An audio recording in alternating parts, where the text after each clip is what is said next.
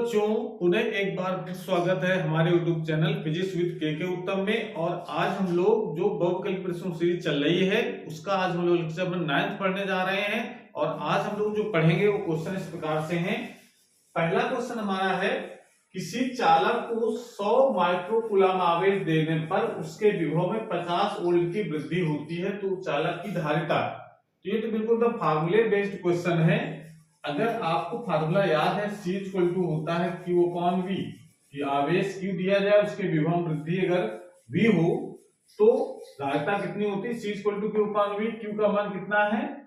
100 microcoulomb बटे V का मान है 50। 50 दूनी 100, 2 आ जाएगा, 2 माइक्रोफैरड लिखा जाएगा यूनिट इसकी, क्योंकि ये माइक्रोकूलम में था, ये इस कारण से ये वोल्ट में था। तो माइक्रोकूलम होने के कारण इसका जो यूनिट लिखी जाएगी वो माइक्रोफैरड लिखी जाएगी। तो 2 माइक्रोफैरड इसका आप हो जाएगा। ऑप्शन नंबर फर्स्ट इसका सही होगा। उसके बाद फिर कह रहा है व्यतिकरण की घटना हो सकती है। अगला क्वेश्चन हमारा, व्यतिकरण की घटना हो सकती है। तो व्यतिकरण की घटना सभी तरंगों में होती है, ध्यान रखना है, ना अनुप्रस्थ ना अनुदैर्ध्य। अनुदैर्ध्य हो चाहे अनुप्रस्थ हो, ठीक है ना। कोई भी ऑप्शन हो, अप्रगामी तरंग हो, अप्रगामी तरंग हो, अनुप्रस्थ तरंग हो, अनुदैर्ध्य तरंग हो, तो इसका मतलब ये जो व्यतिकरण होता है, व्यतिकरण घटना, तो आपकी डिफिनेशन तो आपको याद होगी कि जब किसी माध्यम में 2 या 2 से अधिक तरंगें चलती हैं तो उनके अध्यारोपण से कहीं पर तीव्रता अधिकतम कहीं पर न्यूनतम हो जाती है, इस घटना को व्यतिकरण कहते हैं। तो ये व्यतिकरण घटना ध्वनि में भी होती है, प्रकाश में भी होती है, अनुप्रस्थ में होती है, अनुदैर्ध्य में होती है, प्रगामी तरंग में होती है, अप्रगामी तरंग में होती है, यानी सभी प्रकार की तरंगों में घटना होती है। इस कारण से इसका ऑप्शन नंबर फर्स्ट सही होगा। व्यतिकरण का ध्यान रखना है, ये सभी प्रकार की तरंगों में व्यतिकरण घटना होती है। अगला क्वेश्चन हमारा है, प्रेरित धारा की दिशा ज्ञात होती है। तो प्रेरित धारा की दिशा आपने विद्युत चुंबकीय प्रेरण के नियम पढ़े हो, उसमें एक लेंज का नियम पढ़ा है। लेंज का नियम क्या करता है? प्रेरित धारा की दिशा सदैव ऐसी होती है जो उस कारण विरोध करती है जिससे वो स्वयं उत्पन्न होती है। यानी प्रेरित धारा की दिशा कौन बताता है? लेंज का नियम। बाकी अगर जो नियम लिखे गए हैं, फ्लेमिंग के बाएं हाथ का नियम, ये तो बताता है जब कोई आवेश किसी चुंबकीय क्षेत्र में गति करता है या कोई धारावाही चालक चुंबकीय क्षेत्र में रखा होता है तो उस पर लगने वाला बल बताता है ये फ्लेमिंग के बाएं हाथ का नियम, ठीक है ना। चुंबकीय बल का दिशा ज्ञात करने के काम आता है। बायो-सेवर्ट का नियम, ये चुंबकीय क्षेत्र की तीव्रता ज्ञात करने के काम आता है। और लेंज का नियम ये है, प्रेरित धारा की दिशा बताता है। और एम्पियर के नियम भी चुंबकीय क्षेत्र का मान ज्ञात करने के लिए यूज किया जाता है। तो ये इसका ऑप्शन नंबर इसका सही होगा, थर्ड वाला। उसके बाद अगला क्वेश्चन है, एक आवेशित कण चुंबकीय क्षेत्र में क्षेत्र की दिशा से 30 अंश के कोण पर प्रवेश करता है, तो कण का पथ होगा। तो कण का पथ वृत्ताकार, कुंडलिनी, दीर्घवृत्ताकार या सरलरेखीय पथ होगा, तो बताना है। तो ये आपको ध्यान रखना है कि वृत्ताकार पथ तभी होता है जब कोई कण चुंबकीय क्षेत्र में क्षेत्र की दिशा के लंबवत प्रवेश करता है। तो लंबवत प्रवेश कर नहीं रहा, प्रवेश कर रहा 30 अंश के कोण पर। तो 30 अंश के जब प्रवेश करेगा लंबवत और जीरो के अलावा, यानी जब चुंबकीय क्षेत्र की दिशा में प्रवेश करे तो उसका पथ हमेशा ऋजुरेखीय होता है। ये पॉइंट ध्यान रखना है। 2 पॉइंट आपको विशेष ध्यान रखने, एक लंबवत प्रवेश करेगा तो उसका पथ कैसा होगा? वृत्ताकार। और अगर चुंबकीय क्षेत्र की दिशा में ही प्रवेश करे तो उसका पथ कैसा होगा? ऋजुरेखीय।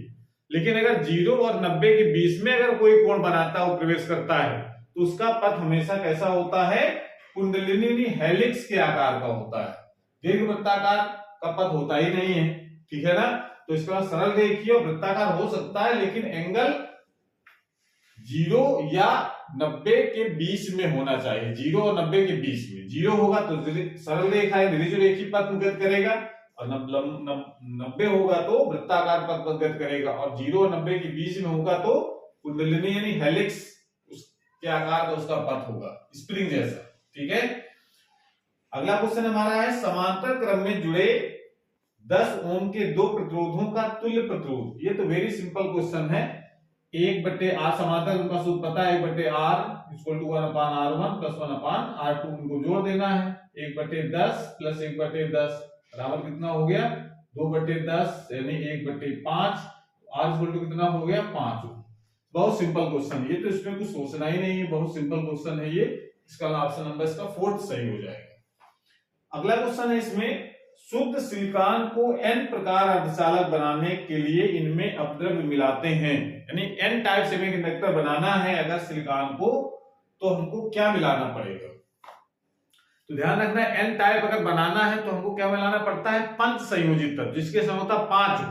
तो आप अगर ढूंढ सकते हैं इसमें 5 संयोजित तत्व तो आसान सही हो जाएगा। तो इसमें देखिए एल्युमिनियम ये त्रिसंयोजी होता है, लोहा ये भी त्रिसंयोजी होता है, बोरान ये भी त्रिसंयोजी होता है, एंटीमनी ये 4 संयोजकता वाला तत्व है। इस कारण से इसको जब मिलाएंगे हम 5 संयोजकता वाला तत्व होता है, तो उसको अगर मिलाया जाए तो वो n टाइप सेमीकंडक्टर बनता है। अगर p टाइप अगर बनाना होता तो p टाइप में आपको त्रिसंयोजी तत्व मिलाया जाता है।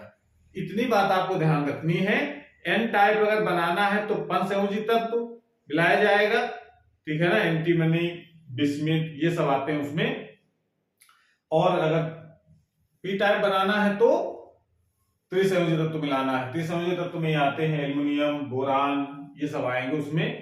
तो ये आपको ध्यान रखना है, तो आंसर ये सही हो जाएगा। और ये भी ध्यान रखना है, कोई भी क्वेश्चन आता है कि n टाइप सेमीकंडक्टर और p टाइप सेमीकंडक्टर में आवेश वाहक इलेक्ट्रॉन n टाइप में होते हैं और p टाइप में होल्स होते हैं, तो उनको बताना है कि उसकी प्रकृति कैसी होती है n टाइप सेमीकंडक्टर की या p टाइप सेमीकंडक्टर, यानी धनात्मक होता है ऋणात्मक होता है। तो उसका क्रिस्टल हमेशा उदासीन ही होता है, सिर्फ आवेश वाहक धन आयन और ऋण आयन होते हैं।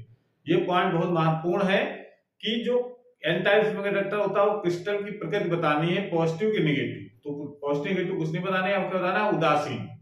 इस प्रकार से हम ये ऑप्शन देख सकते हैं कौन से सही होंगे कौन से गलत होंगे। तो आज की क्लास हम यहीं पर समाप्त करते हैं। अगली क्लास में हम लोग नए क्वेश्चनों के साथ आएंगे, तब तक पढ़ाई करते रहिए। All the very best.